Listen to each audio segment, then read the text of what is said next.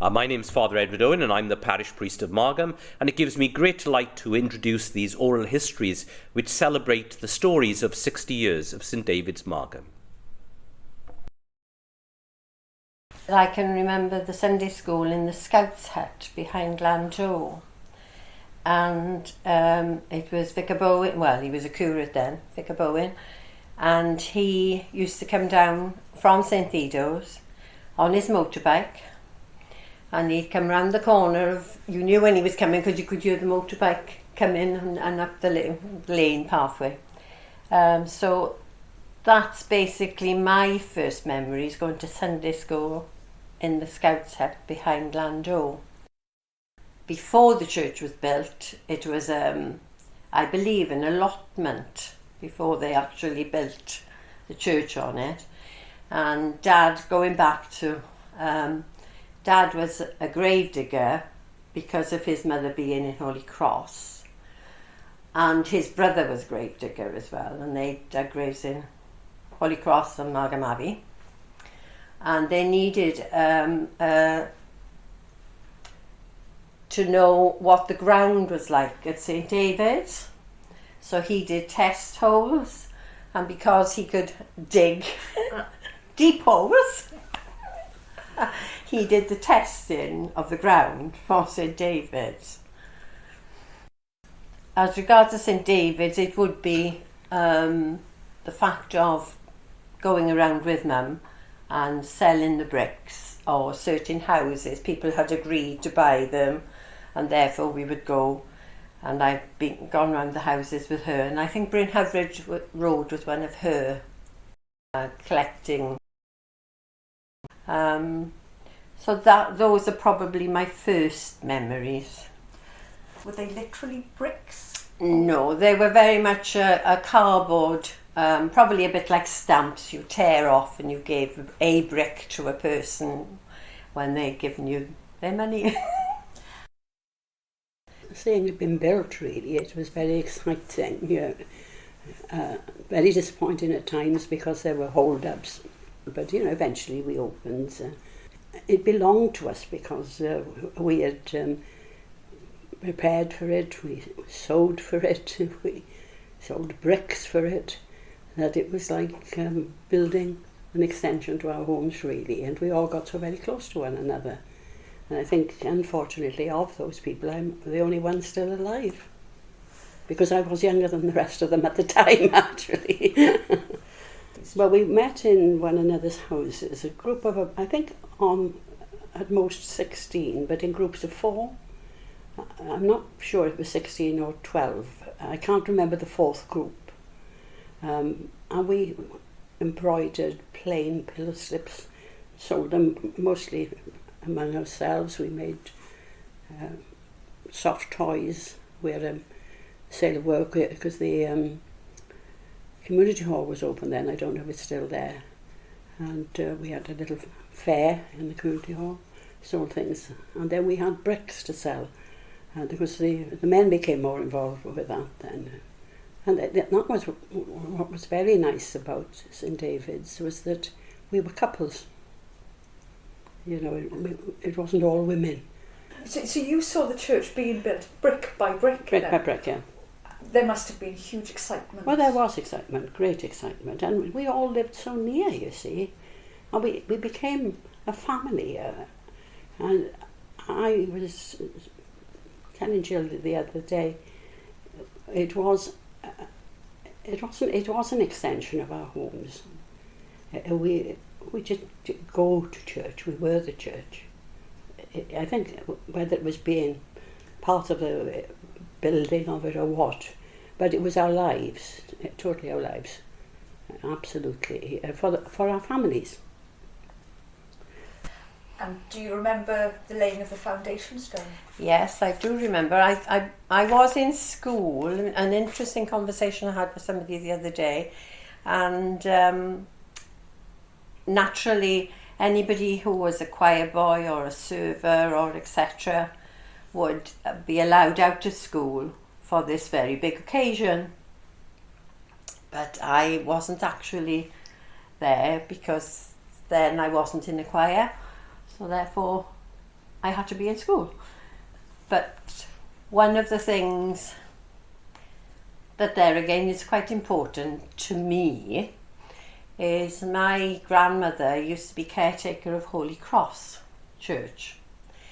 She was there, and believe it or not, there's a photograph of her right in the front. She wasn't far back.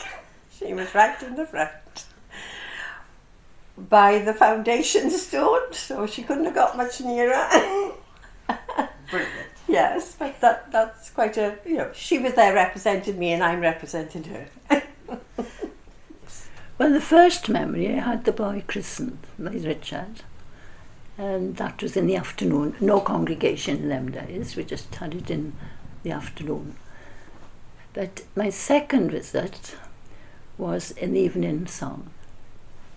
And I walked through the door and I was mesmerised. All I could see was wardens, the men, about 4 or 5, and the church was full. And I thought, oh gosh, didn't know anybody, where am I going to sit? Anyway, I found a seat and never spoke to anyone. And they never spoke to me, as not really, just handed the books and that. And I enjoyed the service, so I started going then every Sunday in the evening. And a lady down the bottom of the street, she said, why don't you come on a Thursday morning? So I said, well, what do you mean Thursday? She says, well, there's quite a crowd of women go on a Thursday morning for the said service. Oh, I said, okay. So I did that for many years, up until last year. And from then on, I went pretty regularly. I never went on a Sunday morning because, my hands was full here. We were under St Theodore's then, the church. So I met Vicar David Rees, and I thought, well, I'm coming. I'd like to get confirmed, So I had lessons with Vicar David Rees, and I got confirmed. And I started coming then Sunday morning, not so often in the evening, of course, because as you understand, I had a house full. But from then on, I came, and I thought, oh, what a lovely little church it was. Well, still do. We came to Margam in 1974, and the reason originally we got involved, I wanted the children to go to Sunday school. I wasn't church, but I was quite happy for them to come across because it was convenient. I would say Ruth was probably about 5, so it would have been, she was born in 77, 82, and then they went to Sunday school. It was part of the morning service. They went out, one of these, and then they came back in when the service was coming to an end. I didn't come to church with all this. Monica used to go, but then I came back. I was confirmed in Birmingham, see, and I was already church. But then gradually I came, and anything that was going on in the church, because they were in the guides, the brownies. And they used to come to church service, and it's first Sunday of every month. The guides out parade. It was well attended with a parade, wasn't it? Yeah. But I got confirmed because the children were getting confirmed, and the 3 girls got confirmed first, Ruth, Sarah and Anna, and then it came to David, who was 5 years younger than Ruth, and I thought, well, I'll go the same time as him, otherwise I would never have gone. So you got confirmed? So I got confirmed, and then we became more active in the church then, really, didn't we? Yeah. Not very long after we started, Doris Griffiths was another friend and a great friend of Jill's mum. We were asked to start a young women's group in the church, and we couldn't have a young wives because there was already a young wives in St Theodore's. We couldn't have a Mothers' Union because there was a Mothers' Union in St Theodore's. And so we called it a ladies' group, I think, something like that. And Doris and I went round putting letters in doors, the houses around the church, and a lot of people came. They were glad to escape, and we had it in the evening, which was unusual. And I got somebody along to come and show us how to do keep fit. So every meeting we did keep fit. Not with them. I learned and I taught. And I was leading the keep fit group. But we had a nice time, and we made a rule that you had to leave when you were 40 and go to an afternoon group. And I think, I know the reason was, in St Theodore's, we had Young Wives and Mothers Union, and people were very slow to leave Young Wives and join Mothers Union. And so Mothers Union was very elderly. And we were asked, a group, to go up as we were to Mothers Union. It was like school going up in class. And I went. I was only in my 20s, but I went because I used to go to Mothers Union with my sister-in-law. And she was in her 40s, you see, so I went to Mothers Union, and they disapproved of us because we smoked and did all sorts of naughty things. But I went back to work very soon afterwards, so that was the end of my Mothers Union. Well, the one thing we did in the young women's, it was not young, in young women, we had a mass christening. All these people, they lived around the church. I mean, I at the time, I was in my late 20s. Well, the other women were all about the same age.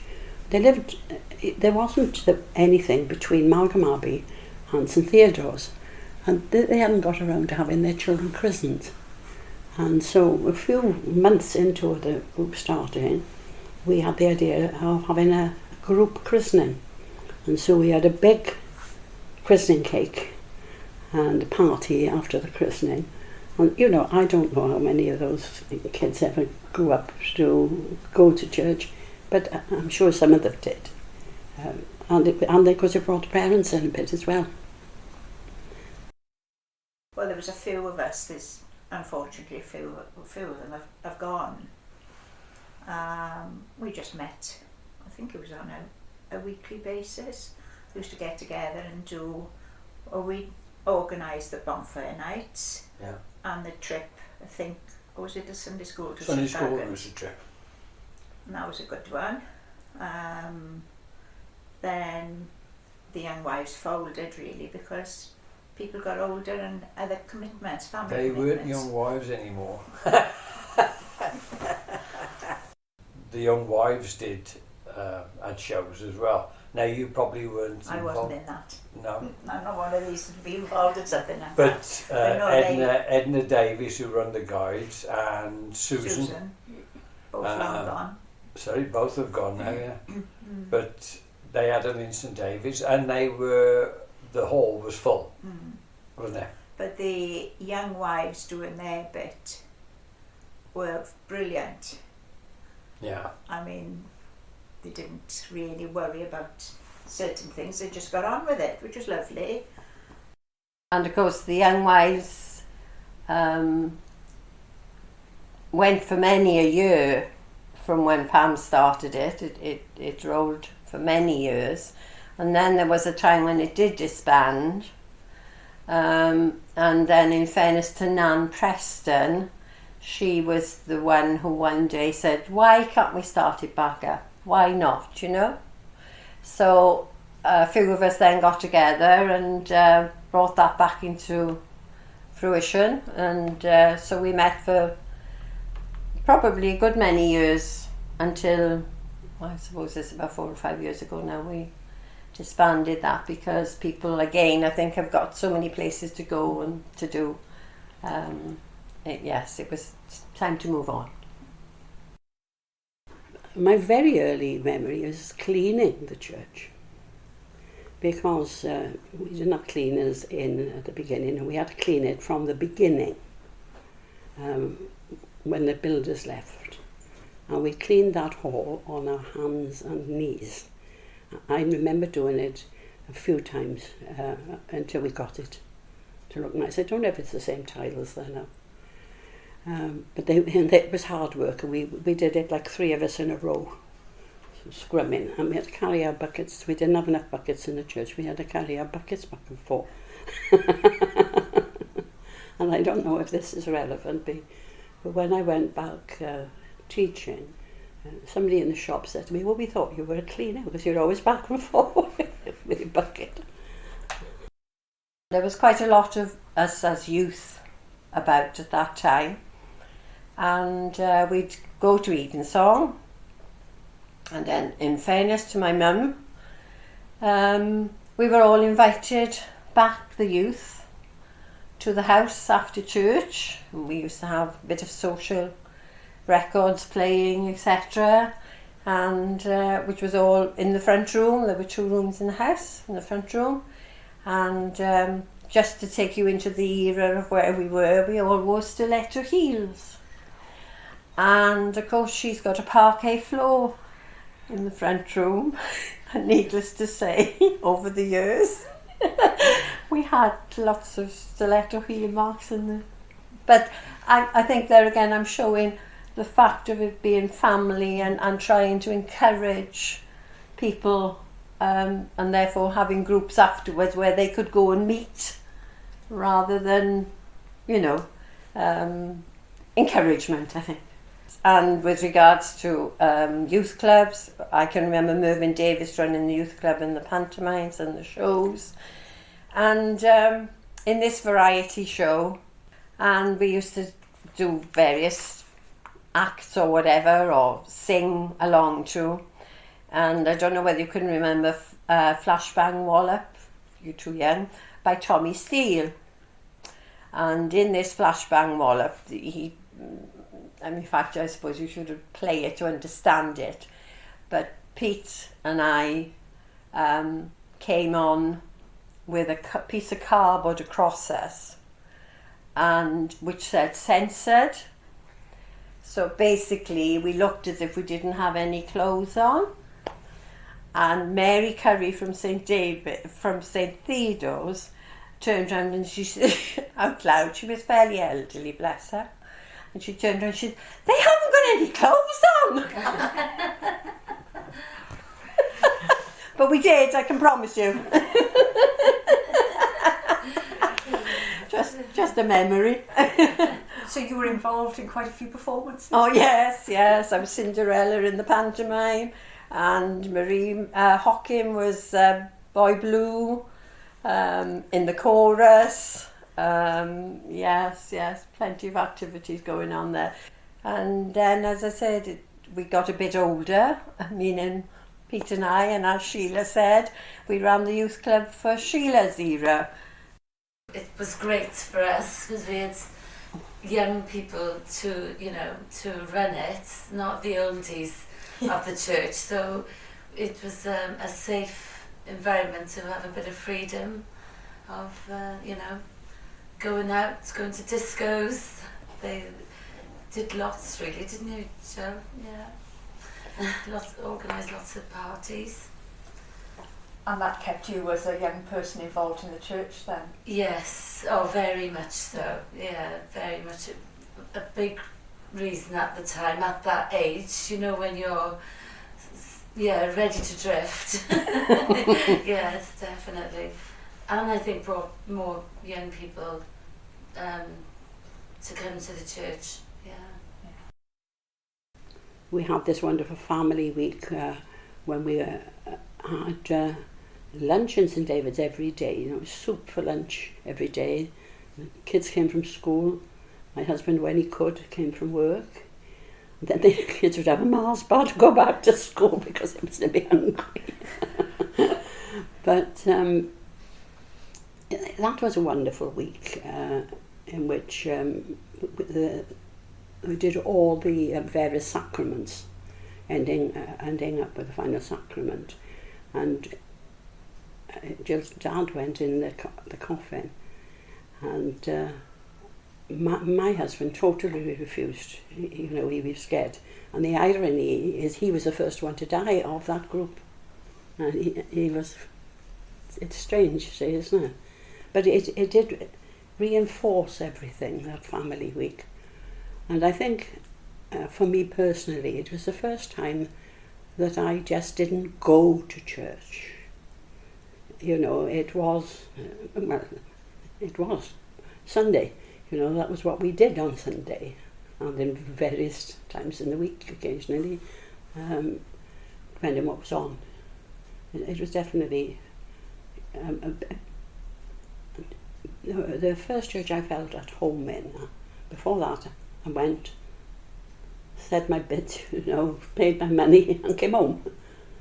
But St David's was different from that. But the other thing I can remember, what made it so much part of our lives is that we saved for different things. Like we needed curtains in the hall, so people pledged money to pay for the curtains, and we needed central heating because when we opened the church, with high electric fires that just down on your head. And that's all we could afford probably when the church was built. So we wanted central heating, and we wanted it in the hall as well. And it was, Reverend Bowen was a vicar at that time. And he was very worried about, that we were being too ambitious. But we did, people pledged to, we had our central heating. And it made a big difference, the comfort. And then just when my husband and I left, children had grown up and left home by then, we pledged money for a new organ. And I can remember my husband pledged £100 towards the organ, and even though we'd left, he paid. And then I think we were one of the first churches to have an envelope system. I first started going there 30 years ago, and I went there along with my parents. Grandpa had died, Dad's father, and we just started going back there, drifted back to church life, and we just went on from there, and I've been going there now 30 years. I got confirmed within a year or two of joining there by Derek Belcher. Was Derek there then 30 years ago? Yeah, I think he was, wasn't he? He confirmed me. I ended up being accosted in a PA, a childcarer, a churchgoer, because I was out to work at the time as well. So yeah, I just drifted back, and I enjoyed myself. Before, up until then, I did years without going into church or chapel, and I was brought up as a Methodist, because Dad had trained as a lay preacher. For years, yeah, he was originally from the Abbey. Mum was in the choir there, and they met, and they eventually married, and somebody convinced him, oh, come on, be a lay preacher. So I was brought up Methodist, and I've ended up church in Wales. Combination, isn't it? And I love it there. So how important has St David's Church been to your family and your own history over the years? Oh, very, very important, I would say. Yeah, because you get your ups and your downs like any family. Happy times, sad times. Well, they're there. It's there. It's a huge community spirit. It's there. It's heartfelt. It's genuine. Does that make sense? It's got that hiraeth roots. That's a good word, isn't it? Yeah, it's been really important. And he's been so happy that he became a reader. I took his place eventually after he died and that and all. And yeah, I loved it. That Mum and Dad loved it there. They saw their Ruby wedding there. They were married Christmas Day. And it's always, they were celebrated. We had a Boxing Day anniversary with another couple there. Because their birthday, everything. They just slipped back into being church in Wales as if they'd never been away for them. And for me, it was new to me in a way. It's become more involved since I became redundant from Tata. I finally had the time to become a member of the Friends of St David's, become involved with organising the functions, becoming the reader, taking place sometimes if somebody else is ill or whatever and they need the short of a reader, or just helping out generally in the church itself.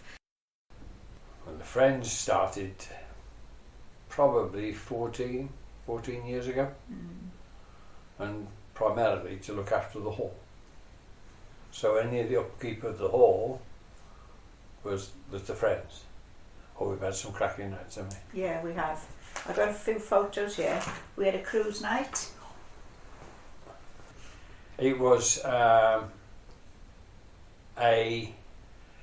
pucker night. They came Captain's in through. night. They came through the church. All the ladies were dressed up in their finery, and we had. They had a photo with the captain, which happened to be me. I don't know why. I was the chairman at the time. And then they went into the Hall. no, they went into the vestry Oh. where they had a glass of prosecco or whatever bubbly, and then they went into the hall, which was all decked out, Then and you it was had- called the Swansea Bay Cruise. But we've had And then in the same year, we had a summer barbecue. we've done actually with all these different events. We hired the Steel Company of Wales Oh yes. upstairs. New Year's Eve. New Year's Eve. We did the food. did all the food. We had the Margam Saints was the band. I think we made over £1,000 that night. We spent all day in the church In hall making the sandwiches and making the food and then taking it all down. We've had a Burns night, and we had a piper. Yes. We've had a Chinese New Year. New Year. Alan was the dragon. You can imagine him walking down with it. But yeah, we've had some wonderful nights. Well, over the 30 years we've had our 40th and our 50th anniversaries anyway. We've got the massive one now coming up for our 60th. And with the 40th I organised a photographic display. As I read the photographic exhibition, we obviously had the services linking to our 40th. And for the duration of our 40th, there was flower exhibition on there as well. It was all out of salt, and all of us committed one thing or another. And of course, copious amount of food would appear from somewhere. The kettle was never cold. And it's been great because over the years we've had this. They used to do the summer fairs, the winter fairs. They've gradually morphed into functions. Like Christmas time, we had the Advent. Christmas is coming coffee mornings. They seem to replace the winter fairs over the years. There's still stalls there. It's everybody pulling together, and it's fantastic. It's been lovely, to be involved in that. Ladies Guild we all meet on a Wednesday afternoon, and we just discuss what we can do. At one time we used to do all the St. David's Day faggots and peas, and we used to do the harvest suppers. We've all got so aged now in our age that the younger ones are doing it now. So I always helped them, and I was always tea lady. I've got a photo of me when they pensioned me off. They thought it was time I'd finished. Oh. So I made it every Sunday morning. Did you know Miss Vicar Belcher? Yeah. Yes. Well, his wife started it. And I said one morning, she was stuck, do you need some help, Pam? Oh, if you would, she said. And I took over since then, and one of the members always helped with the coffee. So I was known as the tea lady. My missus and I joined in the Mr. and Mrs. one evening we had there. It was lovely. And he was named Man of the Night, But it was quite good. We've had a lot of sing-alongs there. And at one time, Vicar Belcher would do it and play the piano, And we've had sketches on the stage. We've had quite a lot of things there, And we used to do the rummage sale at one time, jumble sale. Not to be peated out because, how it goes. Oh, we did Easter, of course, Lent luncheons. We always did that. And then we did the Advent, of course. Well, then we're all elderly now, like in that group. So the younger people come along now, and they Friends of St. David's, they call. So they are doing all that sort of business now. And we go down the Abbey, of course. Have fish and chips and that for Easter. Oh, I just love it there. We got very close bonds between us all. We've seen ourselves through so much, whether it be births, christenings, weddings, bereavements, everything. We just pulled together. I love it there. I love the community spirit we got there. I keep nicknaming St David's the No Diet Church because we eat so much and we have one of our functions on. As Philip and Edward have found us the 2 years we've been there. We just pull together, we harness that energy. With that toil, it's there. If somebody doesn't know how to do a task, there's always somebody who does. And we just muck in, we get stuck in and get on with it. No arguments. We just find the rows, we put things together, and it's meant. It's well. No, it's not just empty head, but it is meant in St David's, and I love that feeling of spirit of working together.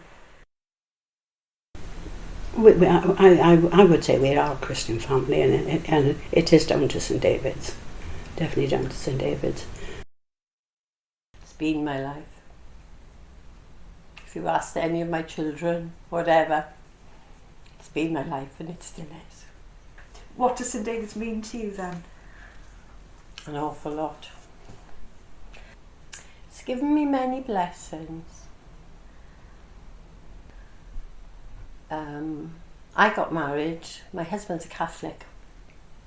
We got married in St Joseph's Church, which was no problem to me at all. No problem to my mum and dad. Well, my dad might have objected a little bit, but generally they accepted it. We got married in St Joseph's. But when we had the family week, and as Pam had said, we went through the sacraments. We were the couple that got married there. So it was an opportunity for us to have walked down St David's aisle, which meant an awful lot to us. Yes, it's been quite an active part of our life, and we've enjoyed, the times there as well. The people, the congregation, they're wonderful, all of them. And they all look after me. Even the men, they help me down to the fountain when we go up to the altar. But it means a lot to me. I don't know what I'd do if I couldn't go, well, It was always a happy time, a lovely time in my life, yeah. And what does St David's mean to you? Well, again, I think it was when I first really knew what it was all about. Well, I don't know what it's all about. It's silly. I began to understand, what the faith was. I mean, I'm still learning. Before that, I was going through the motions, I think. But then when St David opens, all right, I knew I was a Christian by then, and I'd been confirmed in St Theodore's. And christened, because I hadn't been christened. I mean, it was not, you see, St David's was not only our place we went to worship, but we went to enjoy ourselves as well. And it was everything. You find it is there in other churches, but you've got to have the courage to join in these things. Well, because we were the beginners, if you like, the founders, we felt free to be in everything. And we were.